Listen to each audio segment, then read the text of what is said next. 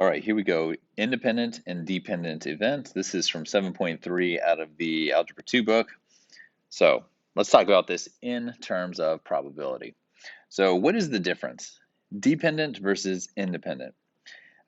Dependent event means that you're taking multiple events and the first changes what the outcome of the second is.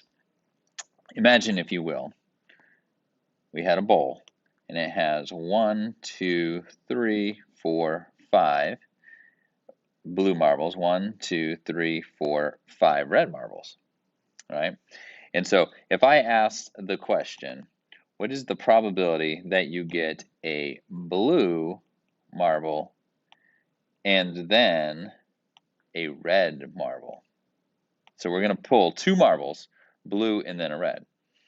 So what we do is we look up here, and it looks like I got 5 out of 10 chance to get a blue marble first.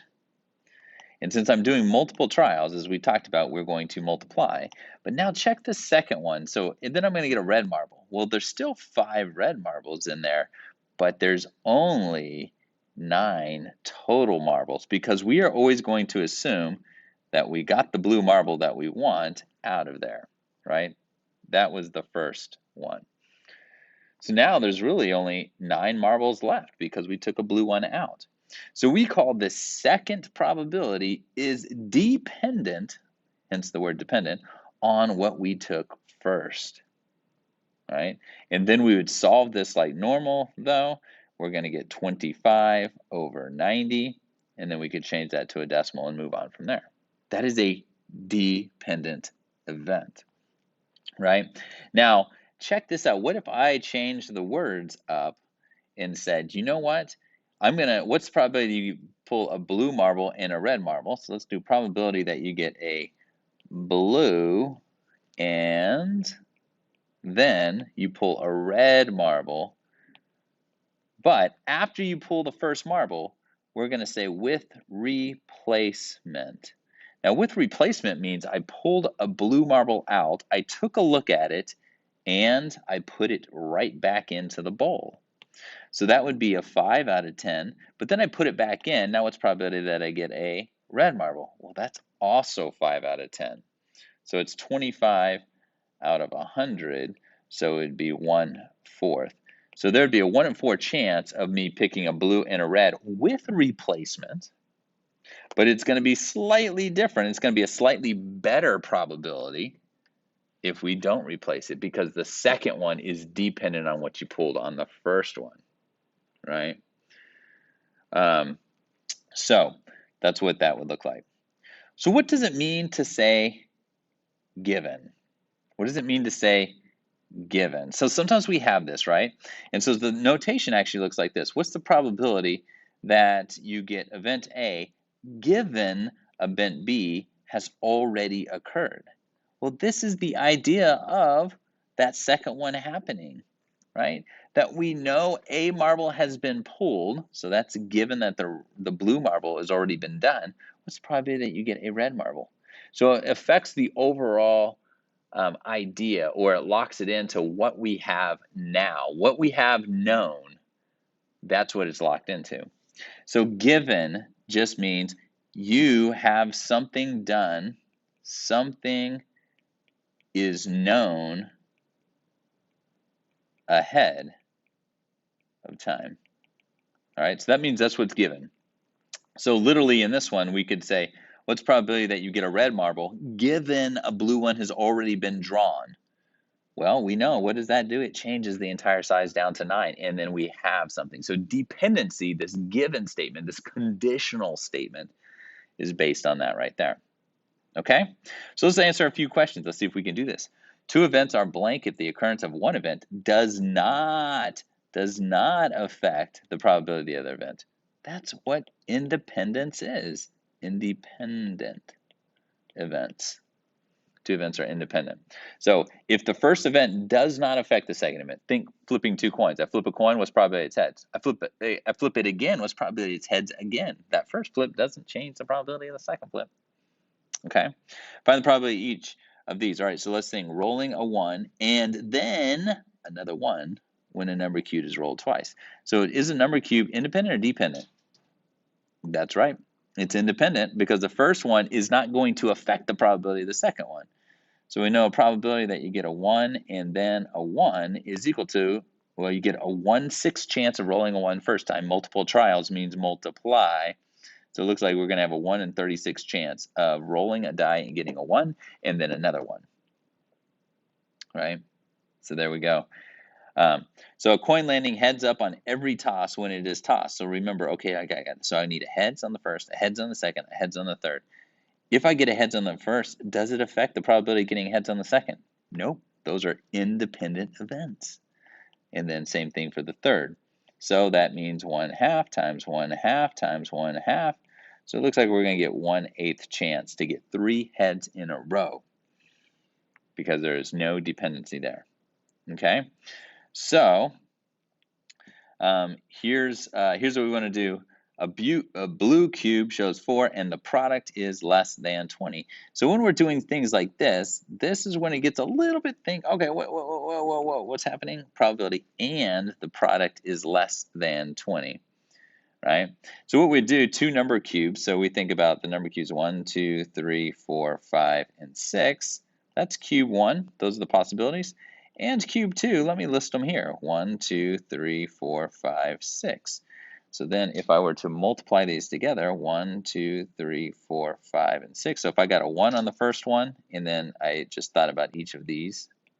What if I got a 2 on the first one? Then I multiply them together with the second one. So there's a possibility to get a 2, a 4, a 6, an 8, a 10, or a 12. What if I got a 3 on the first one? What are my different possibilities? It'd be 3, 6, 9, 12, 15, and 18. What if I got a 4 on the first one? Well, it'd be a 4, 8, 12, 16, 20, or 24. What if I got a 5 on the first one? Well, so I'm all talking about the second one every time. So, right? 5 times 1 is 5. 5 times 2 is 10, 15, 20, 25, 30. What if I got a 6 on the first one? Well, it's going to be 6, 12, 18, 24, 30. So those are all my possibilities. Now what I need to do, I need to just match this up here real quick. So it says 1 is blue and 1 is yellow. So let's make this represent the yellow cube and this represent the blue cube, right? So that was the blue cube. So what is the inside? It represents the product, So what does it say? The blue cube shows 4 and the product is less than 20. Find the probability that, okay, the blue cube is 4 and the product is less than 20. So all these are products. So that one, yes, that one, yes, that one, yes, that one, yes. So those 4. So in order to find this, we know that 4 match my criteria out of how many are available to me here, right? How many are available to me? There's 36 total. Well, there's the probability right there, okay? Okay, so check this out. So now the next question here. The yellow cube shows a multiple of 3 given the product is 6. So anytime you have a given, right, here's that keyword given. That means we are going to only focus on any products that are 6.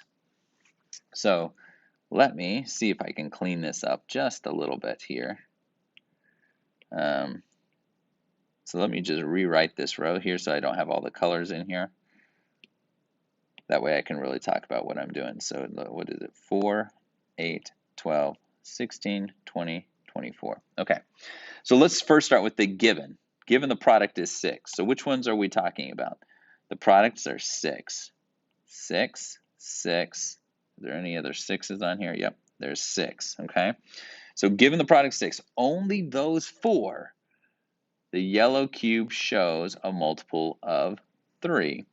So which ones are multiples of 3? That one is because it came from that. That one is because it came from that. And technically 1 is a multiple of 3 as well. All right?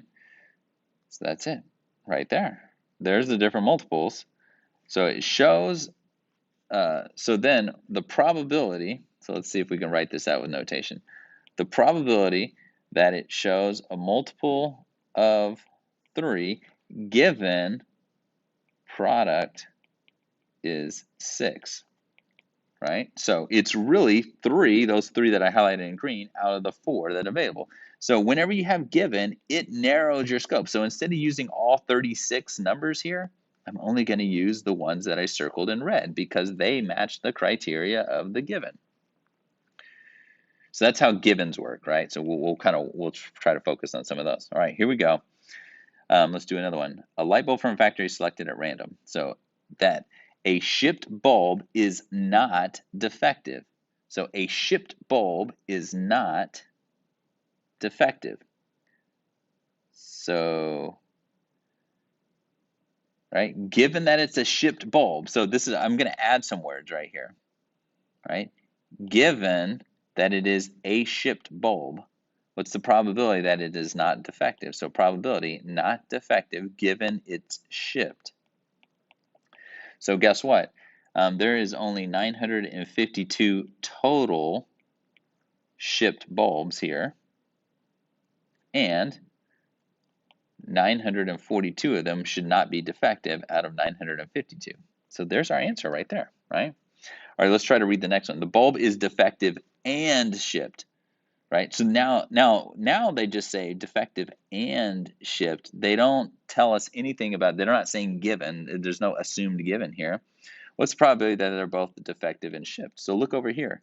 Defective and ship happen to overlap right here, right? So defective and shipped. So it looks like what we're saying, probability of defective and shipped on this little two-way table is we see 10 of them out of, now we need the total. We need the total number. So what are we looking at total? We're looking at 55, 945. So we're looking at 1,000 bulbs that were shipped.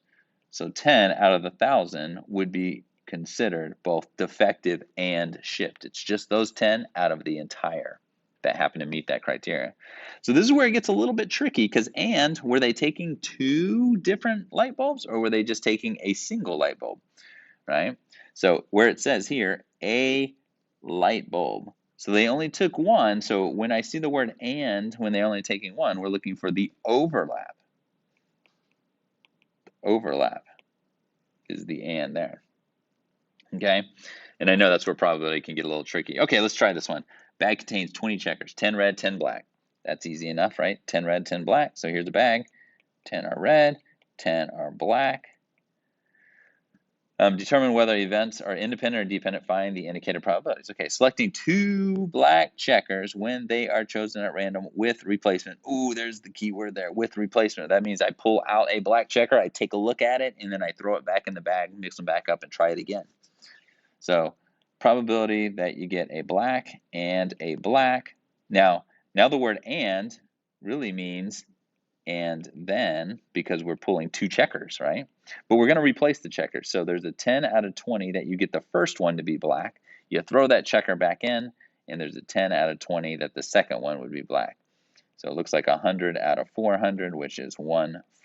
So there's a 1/4 chance that you black, look at it, put it back in, black.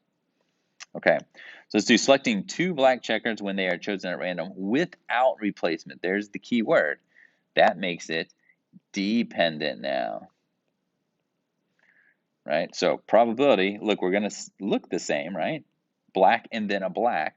So there's a 10 out of 20 chance that you pull a black checker out of the bag. Now you're going to keep that checker in your hand.